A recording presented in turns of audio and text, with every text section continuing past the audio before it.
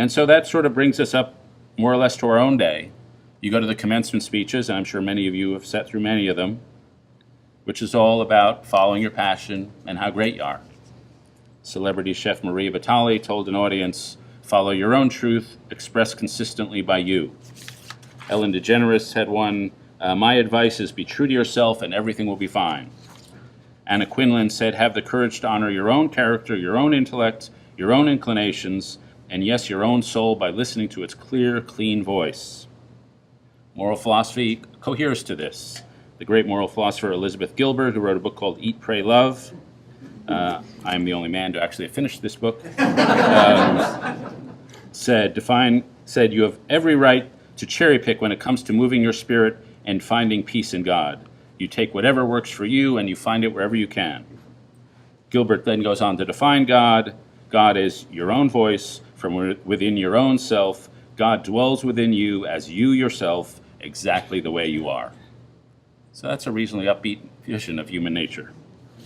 This affects the students that we're all living with.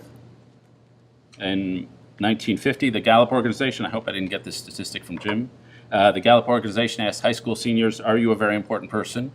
In 1950, 12% say yes. They asked the same question in 2005, and 80% say yes, I'm a very extraordinary person. Psychologists have this thing called the narcissism test. They read them a bunch of statements, and they say, "Does this apply to you?" And the statements are things like, "I like to be the center of attention. I show off if I get the chance because I'm extraordinary. Somebody should write a biography of me." The median narcissism score has gone up 30% in the last 2 decades, as people are become reasonably convinced they're incredibly impressive. If you look at American math scores, as you probably know, we're 25th in the world in math. If you ask Americans, "Are you good in math?" we are number 1 in the world in thinking we're really good at math.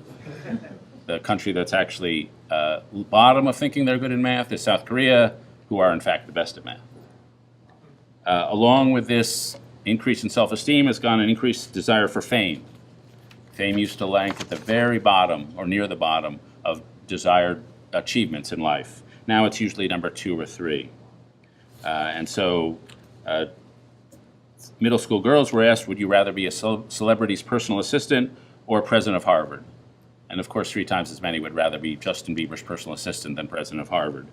Though to be fair, I asked the president of Harvard and she would rather be Justin Bieber's personal assistant. And along with this, I think has gone this inflation of self, this depressed awareness of the concept of sin, depressed awareness of the concept of internal division, has gone concrete changes in our culture. The first, different attitudes about spending and consumption.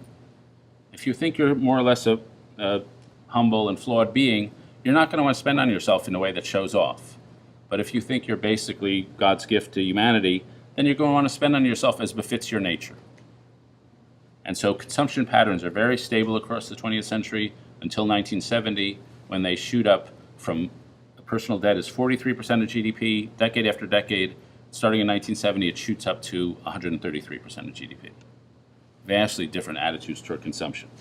Second, a decline in seemliness. When we in the newspaper business started publishing CEO salaries, we thought, oh, they'll be embarrassed and they won't ask for big salaries because they'll be public. That obviously didn't work out. Third, risk. If you think you know very little about the world, then you're going to be reasonably risk averse. We just had a financial crisis caused by people who were incredibly confident they had mastered risk assessments. Fourth, polarization.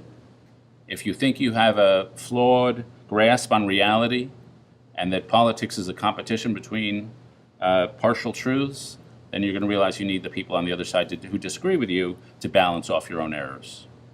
If you think you have truth by the short hairs, the people who disagree with you are just in the way.